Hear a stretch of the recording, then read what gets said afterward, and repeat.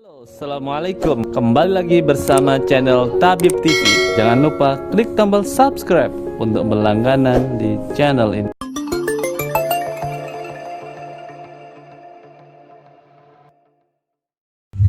Oke, jadi begini, di dalam tabib itu ada beberapa ilmu nanti yang akan kita ajarkan. Pertama ilmu sinse, kedua homeopati, ketiga biochemic medicine. Tetapi di sini saya akan mengatakan bahwa salah satu obat dasar daripada COVID yaitu chloroquine yang dari Kina, ya, itu adalah salah satu obat herbal dari homeopati.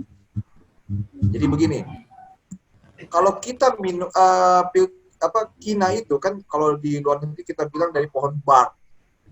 Jadi orang normal minum rebusan daripada pohon bar atau pohon kina atau chloroquine itu efek reaksinya seperti orang kena malaria, sakit kepala, badan ngilu semua. Jadi prinsip dari homeopati, cara kerja obat hampir sama atau bukan hampir sama dengan simptom dari penyakit itu. Jadi kalau dalam ilmu kedokteran Cina, do on do, racun lawan racun. Nah, kalau kita melihat sekarang nih di kedokteran barat, mereka memakai obat-obat parasit, obat-obat herbal. Mereka kan belum jelas benar nih, apa sih yang mereka mau buat formula untuk COVID-19.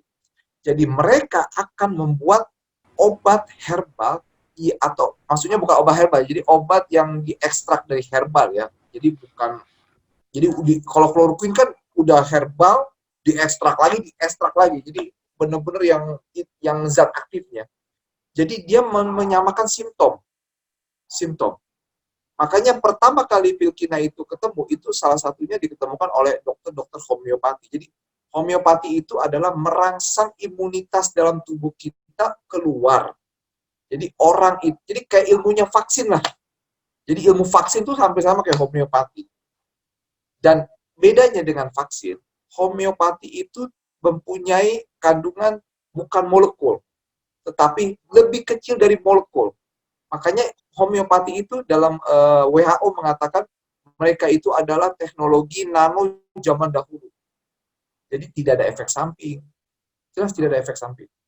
Dan kita harus tahu juga, kalau misalnya ke klinik di sekolah tabib, kita mempunyai obat herbal obat homeopati, isinya dari vaksin flu. Kalau datang ke tempat kita, ada vaksin flu. Jadi kita bilang tuh bukan vaksin, yang namanya profilaksis. Jadi kita homeopati itu dari virus influenza, dari TBC, dari difteri ada, lengkap. Jadi homeopati itu dari herbal, dari mineral, dari hewan, dari bakteri dan virus. Jadi komplit. Sampai dia ada dari chemical. Makanya kita ada namanya obat herbal namanya arsenik. Jadi kalau kita tahu kan arsenik itu adalah racun ya, untuk racun saraf. Tetapi kita rubah menjadi obat homeopati. Ingat, bedanya racun sama obat di mana? Di dosis.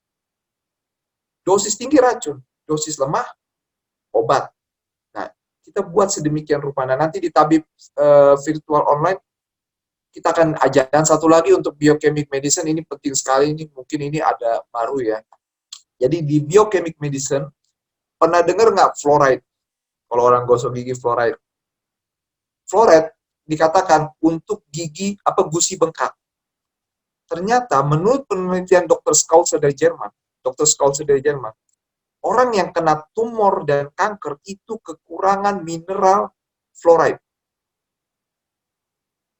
Nah, ini yang belum ada di Indonesia. Waktu itu saya belajar di Berkeley University khusus homeopati dan biochemic medicine. Contoh lagi yang gampang. Orang suka kejang ototnya. Yang kejang atau orang kena Parkinson, bergetar. Itu kalau saya kasih magnesium fosfat itu akan berkurang. Karena magnesium fosfat dalam ilmu biochemic medicine adalah itu rajanya mineral khusus untuk otot. Nah, jadi kalau misalnya mineral itu Untuk menguasai otot apa? Magnesium. Untuk menguasai saraf apa? Eh, kalium. Tulang, kalsium. Nah, itu kita ajarin semua. Sampai misalnya orang itu benanah, kita kasih apa? Silika. Jadi ini ada ilmu baru yang bagus banget ya. Jadi kita nggak usah ketemu pasien, tinggal online kirim obat, kirim obat, kirim obat. Jadi sesuatu hal yang membuat tabib itu nggak perlu bertemu dengan pasien karena kan takutnya penularan atau apa. Jadi tinggal catat resep, kirim obat. Catat resep, kirim obat. Sekarang kita buat sekolah tabib seperti itu. Jadi makanya kita bilang tabib virtual. Mungkin itu Pak Is, penjelasan dari saya.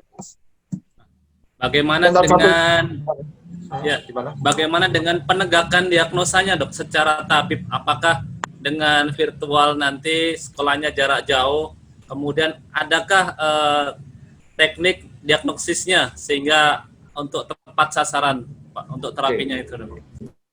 Oh ya. Lalu satu lagi saya lupa ya. Nanti dalam tabib virtual kita mengajari cara meresep obat Shinsei. Ya, jadi Shinsei lupa saya yang tadi ngomong. Shinsei kita akan aja. Jadi kebetulan saya penguji Shinsei. Jadi nanti kita akan memberikan ilmu Shinsei. Untuk diagnosanya ini penting banget. Bagaimana caranya? Kita nggak ketemu pasien, kita nggak bisa lihat tatap muka wajahnya secara ini karena kan kita by handphone kita susah. Denyut nadi kita nggak bisa periksa, stetoskop kita nggak bisa periksa, semua kita nggak bisa periksa. Tapi ingat satu hal ya, di dalam ilmu homeopati ada satu teknik diagnosa yang sangat hebat, yang menurut saya sangat hebat. Melewati semua diagnosa, karena orang homeopati itu diketemukan oleh Dr. Samuel Hahnemann, dokter psikiatri. Ini dokter umum ya, maksudnya dokter konvensional, bukan dokter pengobatan, tapi konvensional. Jadi, diagnosanya dari wawancara. Jadi wawancara nanti kita bagi 3. Pertama adalah keluhan umum, yaitu untuk mengetahui simptom, keluhan umum, simptom. Kedua, keluhan khusus untuk mengetahui sindrom. Dan kita tabib punya kelebihan adalah satu, kita harus mengetahui keluhan spesifik, yaitu untuk mengetahui etiologi. Kata guru saya, waktu saya belajar di India, kalau seorang pengobat cuma ngobatin simptom, datang ke tempat sana sakit kepala, kasih obat, besok datang lagi, kok nggak hilang? Itu hanya ngobatin simptom. Simptom apa? Gejala penyakit. Apakah dia mengobati penyakit sesungguhnya? Sindrom? Enggak. Nah, dokter kedua yang lebih bagus, dia datang, dia analisa, dia lihat, oh ternyata Bapak sakit kepala lambungnya. Nah, itu namanya gejala khusus. Nanti yang terakhir kita, kelebihannya adalah gejala etiologi, penyebab penyakit, yaitu gejala spesifik. Jadi seorang tabib akan bisa mengobati pasien total sembuh kalau kita mengetahui akar penyakitnya apa. Root of disease. Berarti dengan kata lain kedokteran kita tahu etiologi. Itu yang penting. Itu yang terpenting. Karena kalau kita tahu etiologi, tukang beca aja kalau tahu etiologi penyebab, dia bisa nyembuhin. Apalagi dia mengerti keilmuan. Jadi udah tahu penyebab, udah tahu obat. Bisa di angka 99% kesembuhannya.